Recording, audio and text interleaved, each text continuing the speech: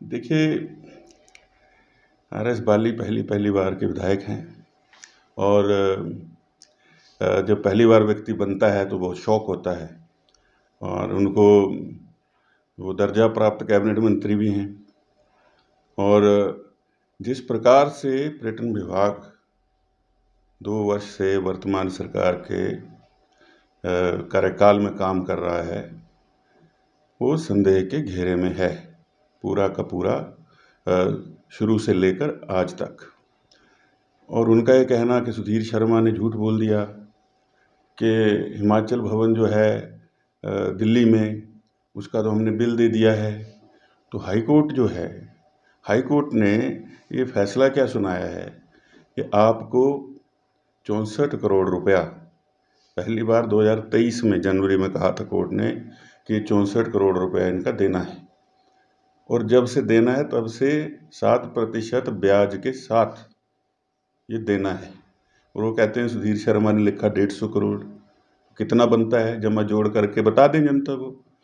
और high court ने तो ये भी कहा कि उस प्रॉपर्टी को ही अटैच कर दीजिए। अगर आप जो सैली हाइड्रो इलेक्ट्रिक पावर लिमिटेड है, जिन्होंने ये केस किया हुआ था, उनके पैसे नहीं दे सकते हैं तो इसको अटैच कर दिया जाए। दूसरा, जो हिमाचल ये HPTDC की प्रॉपर्टीज़ प्रदेश के अंदर है, ये उसका फैसला भी तो कोर्ट का ही आया। और कोर्ट में मैंने पहले भी कहा था कि जो तथ्य दिए गए वो पूरे नहीं दिए गए। आपने सिर्फ ऑक्यूपेंसी के ऊपर तथ्य दिए। अभी तो मामला स्टे हुआ है, अभी तो तलवार गर्दन पे रखी हुई है, हटी नहीं है। तो आपने वो तथ्य जो हैं वो पूरे खुद नहीं दिए। उसमें सिर्फ आपने बताया कि ऑक्यूपेंसी, और उसके अलावा मैंने जैसे पहले कहा था कि बाकी जो आय होती है इन प्रॉपर्टीज़ को, जिनको कि जो कि एक गौरव हैं हमारे पर्यटन विभाग का, और कब से इनका निर्माण हुआ और कब से जो हैं लोग जो हैं इनकी सेवाएं जो हैं वो ले रहे हैं, पर्यटक आकर के रहते हैं, स्थानीय लोगों को इसका लाभ मिलता है। तो उसका जवाब आपने पूरा कोर्ट को नहीं दिया। तो मैंने उसमें क्या लिखा कि मुझे मंशा पर शक है। मंशा पर कब शक होता है? जब व्यक्ति इस तरह के कार्य करता है तब शक होता है, और मैं बिना तथ्यों के आधारहीन बात कभी करता ही नहीं हूँ। और ये तो पूरे ऐसे दूध के धुले बन करके आ गए कि सुधीर शर्मा ये हुआ फैलाता है। ये प्रश्न था हमारा, पिछला जो सदन था हमारा, जब लगा था विधानसभा का सत्र, उसके अंदर प्रश्न था कि हिमाचल प्रदेश में हिमकेयर योजना जो है ये बंद क्यों हो गई, उसके बाद ED के छापे क्यों प्रदेश के अंदर पड़े, इसमें सबसे ज़्यादा जो पैसा है वो किसको गया। इसमें नंबर 58 पर Himachal health care private limited को 2 वर्षों में 14,07,75,000 रुपया दे दिया गया, और 10,75,00,000 रुपया अभी लेने को है। उसमें से पता नहीं अभी कितना ले लिया होगा। ये हिमाचल हेल्थ केयर क्या है? फोर्टिस का आंकड़ा है, किसका है सब जानते हैं। तो जब राजनीति में आते हैं तो आप को चुन करके इसलिए भेजा है अपने क्षेत्र की सेवा करें, प्रदेश की सेवा करें, प्रदेश के लिए कुछ नया करें, ना कि सिर्फ अपने निजी हितों को देखते हुए जो है प्रदेश की संपदा के साथ इस तरह से खिलवाड़ जो है उसको नहीं होने दिया जाएगा। अभी शीतकालीन सत्र आना है, सत्र के अंदर मुद्दा उठेगा, विधानसभा का घेराव जनता करेगी धर्मशाला के अंदर। जिस तरह से ये सरकार चल रही है और जिस तरह से प्रदेश के बेरोजगारों के हितों के साथ खिलवाड़ हो रहा है, महिलाओं को कब से आप लोग जो है वो ठगने का एक प्रयास कर रहे हैं। लाहौल स्पीति जाते हैं वहाँ 1500, डोडरा क्वार में 1500। अभी रिपोर्ट आई है कि ये जो RTI के माध्यम से कि जो 1500 है, अब ये मार्च तक नहीं मिलेगा अगले वर्ष, क्योंकि कागज़ों की स्क्रूटनी हो रही है। तो ये सरकार जो है पूरी झूठ के ऊपर कार्य कर रही है। पहले इनको अपनी सरकार को देखना चाहिए। जो विभाग है, जो कॉरपोरेशन है हिमाचल टूरिज्म की, उसके कर्मचारियों ने जो है वो पहली बार ऐसा हुआ है कि मीडिया के सामने आकर के बात रखी अपनी, कि किस तरह से वो बार बार ये मांग करते रहे कि क्या सुधार किए जाने चाहिए, लेकिन उसके ऊपर कोई गौर नहीं की गई। उन्होंने किसका इस्तीफ़ा मांगा? उन्होंने क्या कहा मुख्यमंत्री से? इन्हीं का इस्तीफ़ा मांगा, जो आज कहते हैं सुधीर शर्मा जो है वो झूठ बोल रहे हैं। और पहली बार इस प्रदेश में ऐसा हुआ है।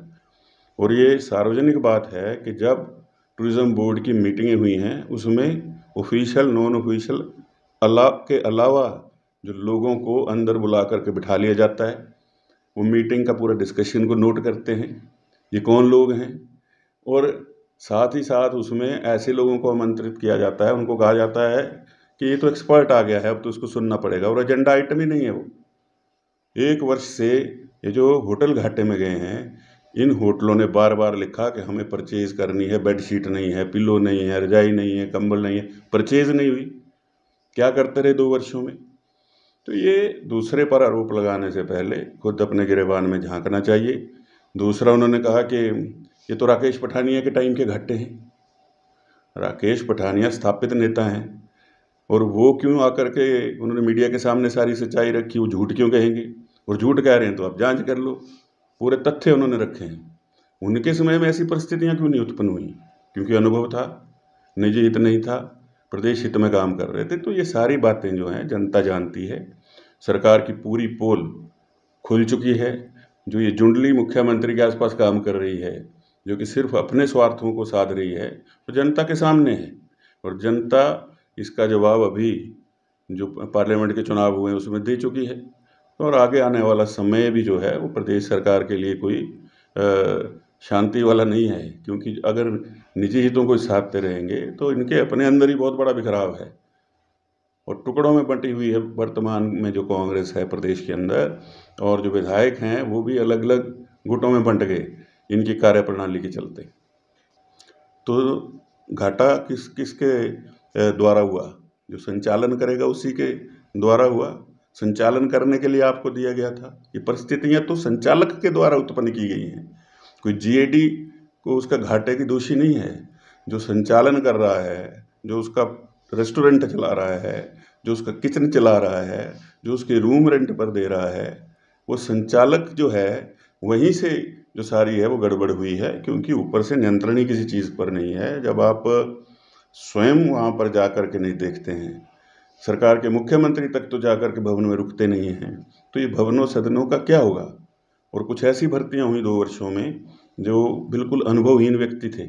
लगभग 70 लोगों की भर्तियां हुई हैं, उसमें से एक व्यक्ति जो है वो हिमाचल सदन दिल्ली में गबन करके पैसे का भाग गया, सरकारी पैसे का।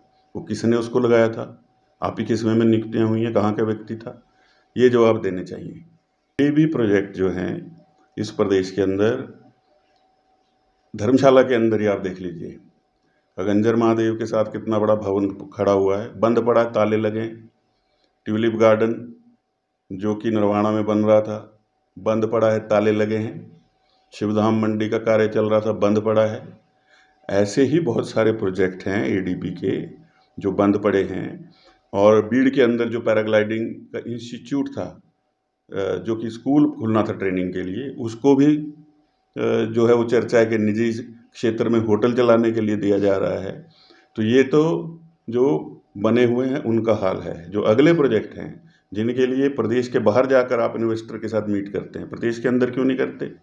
यही मीट आप, ये जो होटल जितने बंद हुए हैं इनमें अच्छी व्यवस्था है, प्रदेश के अंदर उनको बुलाते, यहाँ मीट करते, तब व्यक्ति की मंशा पर शक होता है जब वो ऐसे आनन फानन में प्रदेश के बाहर जा कर के जो है ऐसे इन्वेस्टर्स मीट करता है। और एडीबी में तो ये प्रचलित हो गया है कि ठेका उसी को मिलेगा जो 10% देगा।